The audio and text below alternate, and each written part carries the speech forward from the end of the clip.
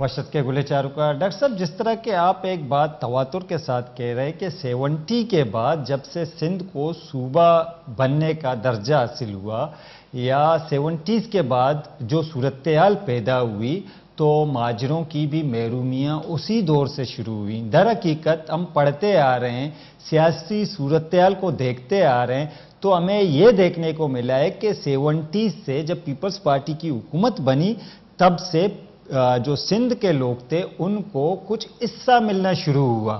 پہلے وہ محروم تھے، اب آپ کے یا کہ اردو اسپیکنگ کے جو لوگ ہیں، جو طبقات ہیں، ان کے حصوں میں سے کچھ کٹوتی ہوئی، وہاں سے یہ معاملہ شروع ہوا۔ تو آپ اس کو کیسے محرومی کا نام دیتے ہیں؟ دیکھیے، آپ محرومی، چلیے آپ یہ دیکھیے کہ اگر کسی کو آپ مایوس کریں گے، آپ آئین کا استعمال کریں گے کسی قوم کے خلاف، آپ نے آئین کے اندر کوٹا سسٹم رکھا، کوئی جواز ہے؟ آپ نے بلوچستان میں رکھا، بلوچستان کی دیہی آبادی جتنی مظلوم ہے، آپ نے بلوچستان میں کوئی نہیں رکھا۔ کوٹا سسٹم کا بالکل جواز ہے۔ ہمارے پاس جو تعلیمی نظام رائج کیا گیا، جو زبان لوگوں پر مسلط کی گئی، یہاں وہ کون سی قوم کی زبان ہے کہ وہ فرض کرے میری زبان اگر بلوچی ہے، مجھے اور آپ کو مقابلے میں بٹھایا جائے اور مقابلہ وہ بلوچی زبان کا، تو بھلا آپ اردو اسپیکنگ ہو کر میرا مقابلہ کر سکیں گے؟ نہیں ہوگا یہ۔ اب اگر بلوچستان میں دیہی شہری کی تفریق نہیں ہے، پنجاب میں نہیں ہے، پختونخوا میں نہیں ہے، آپ کہتے ہو سندھ میں رکھنی ضروری ہے۔ کیوں ضروری ہے؟ اس لیے کہ ایک طرف اردو بولنے والے ہیں اور ایک طرف سندھی بولنے والے ہیں، اس لیے ضروری ہے۔ اگر اس لیے ضروری ہے تو سندھ تو تقسیم ہو گیا۔ آپ اس تقسیم کو آئینی طور سے رکھ کر سندھ کی انتظامی تقسیم کو کیسے روک سکتے ہیں؟ جب آپ نے دیکھو، ملازمت میں، داخلوں میں، ترقی میں، بجٹ میں، آپ نے ہر چیز میں تو تقسیم رکھ دی دیہی شہری کی، تو سندھ کو تو آپ نے تقسیم کر دیا۔ نہیں، ایسے بھی ہو سکتا ہے ڈاکٹر صاحب، اگر کوئی کمیونٹی ڈیولپمنٹ میں، ترقی میں آگے ہے کسی اور گروپ سے، کسی نسلی، تو آپ میری ٹانگ کاٹ کر اس کو ٹانگ لگا دیں گے؟ نہیں، ٹانگ نہیں لگا دیں گے، بلکہ ایسا سسٹم، آپ اس کی ٹانگ گرو کیجئے، آپ میری ٹانگ تو نہ کاٹیں۔ نہیں، ایسا سسٹم رائج کرنا پڑے گا تاکہ دیگر نسلی گروپس ان کے برابر آئیں۔ تو آپ برابر، تو آپ ان کے علاقوں میں زیادہ کالج کھولیں، زیادہ اسکول کھولیں، زیادہ یونیورسٹیاں کھولیں، زیادہ بجٹ، لیکن آپ یہ تو نہیں کر سکتے نا کہ آپ ان کی کٹوتی کر کے، ان کا حق مار کے، ان کے بچوں کو، یہاں کا بچہ 80% لے اور اس کو داخلہ نہ ملے، اور آپ وہاں 3rd ڈویژن کو داخلہ دے دیں، تو وہ پاکستان کے خلاف ہو جائے گا۔ پھر نہ کہیے گا کہ پاکستان کے خلاف ہو گیا، اس لیے کہ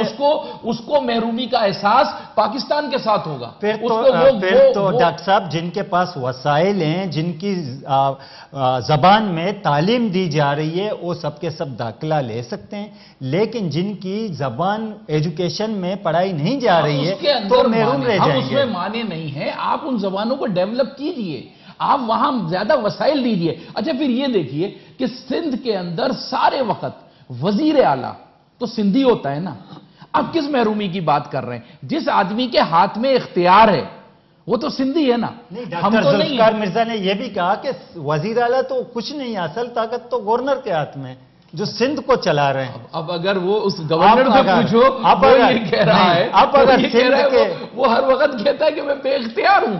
اور ویسے میں وصولی بات کروں گا، اس میں مہاجر ہو کے نہیں کہہ رہا ہوں میں، گورنر کے اگر اختیار ہوں تو پنجاب میں تو کھوسا کو سارے اختیار ہونے چاہیے تھے، سرحد میں تو اس بیچارے کا جس کا کسی کو نام بھی نہیں پتا ہے، اور بلوچستان میں ایسی بات نہ کہیے۔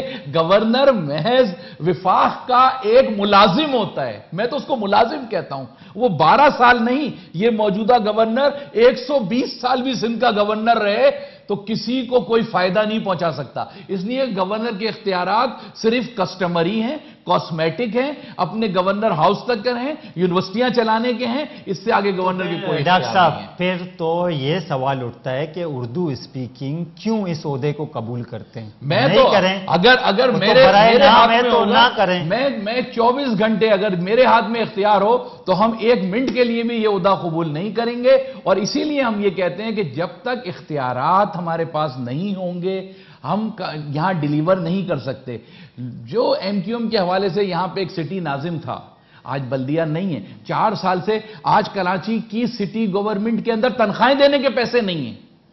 آپ مجھے بتا دو اس 4 سال میں کون سی سڑک بنی ہے یہاں پر؟ कौन सा पुल बनाए नया? नहीं बना, ये तो मानते हैं ना। हसन मुश्तबा हमारे साथ लाइन पर है, उनसे गुफ्तगू है। अस्सलाम वालेकुम हसन मुश्तबा साहब। वालेकुम जनाब।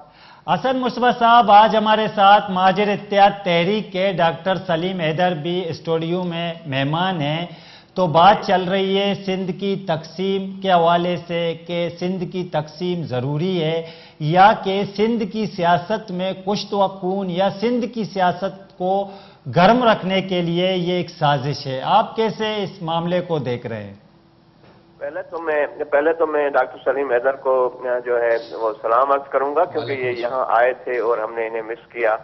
और इनके भाई यहाँ हैं डॉक्टर काजी कमाल, वो काफी अमरीकी पाकिस्तानी कम्युनिटी में काफी अच्छे डॉक्टर हैं, मौजूद आदमी है। और ये इनका जो है इनका तकरीर और तहरीर की आज़ादी का हक है, लेकिन मुझे जो है इनसे तो नहीं, इनके आबा व अजदाद से हमदर्दी है, जिनके साथ एक बहुत बड़ा फ्रॉड हुआ था जिसे क़याम पाकिस्तान कहते हैं जी। और जिसमें इंतकाल आबादी का कोई दस्तावेज, कोई शर्त जो है उसमें नहीं थी। काश इनके आबा व अजदाद और नहीं तो जामा मस्जिद दिल्ली में अबुल कलाम आजाद की तकरीर सुन लेते, जो आज भी यूट्यूब पे मौजूद है, जिसमें उन्होंने कहा था हिजरत के मुकद्दस नाम पर राह फरार अख्तियार करने वालों। अगर इन्होंने नहीं पढ़ी तो ये कुर्रतुल ऐन हैदर का जो नावल है आग का दरिया, उसका आखिरी चैप्टर पढ़ लेते, मुहाजिर जिसका उन्वान है। अगर वो दस्तयाब नहीं हो सकता तो कम से कम अल्ताफ हुसैन की जो है, अल्ताफ हुसैन का इंटरव्यू जो है, जो उन्होंने दो कौमी नजरिया पर दिया था MJ अकबर को अगस्त 1995 में, वही सुन लेते। तो असल में ये बात यह है कि 63 साल गुजर गए हैं और अब तक जो है मतलब कि अब सिंध की कौन सी नेमतों को ठुकराओगे वाली बात है। देखे ना, मैं इस मुल्क में जो है और इनके भाई डॉक्टर काजी कमाल इस मुल्क में, डॉक्टर काजी कमाल इस मुल्क में इमिग्रेंट के तौर पे दाखिल हुए थे अमेरिका में, मैं मुहाजिर के तौर पे यहाँ दाखिल हुआ था, मगर 10-20 साल में हम अमरीकी हैं। हम खुद को जो है ना ही इनके भाई डॉक्टर काजी कमाल और ना ही मैं खुद को जो हूँ मुहाजिर या तारिक वतन कहलाना पसंद करूंगा, क्योंकि हम अब मेन स्ट्रीम अमेरिका का हिस्सा है। तो इसी तरह रही सिंध की तकसीम की बात, तो 1983 था, 83 में सिंध में एक बड़ी तहरीक उठी थी। दुनिया में की तहरीकों में से एक बड़ी तहरीक उठी थी, जो इनकलाब अमेरिका की तरह लगती थी, और वो पाकिस्तान में जमहूरियत की बहाली की तहरीक थी। उसमें जो है बगैर किसी लिसानी तफरके के लोग उसमें शामिल थे, उसमें सिंधी भी शामिल थे, उसमें उर्दू बोलने वाले भी शामिल थे। उसने ज़ियाउल हक को चैलेंज किया, तो अभी ज़ियाउल हक और उसकी ISI ने सोचा कि क्यों, और फिर बेनजीर भुट्टो को रोकना था कामयाबी से, और जो है वो उस वक्त आ रही थी पाकिस्तान, या उसको आने से रोकने के लिए सिंध की इस तरह की बातें की गई। ज़ियाउल हक और उसकी इंटर सर्विसेज इंटेलिजेंस ने और दूसरे इदारों ने एक बड़े मंसूबे के तहत सिंध में लिसानी तफरके की बुनियाद डाली, और ये उसी का ये तकसीम का फलसफा ISI का फलसफा है। हाँ हसन मुश्तबा साहब, आप हमारे साथ लाइन पर रहिएगा। ब्रेक का वक्त हो चुका है, ब्रेक के बाद गुफ्तगू आगे बढ़ाते हैं। गुले चारू का वाद बिता ब्रेक किए, ब्रेक करन मरागशा देंगे।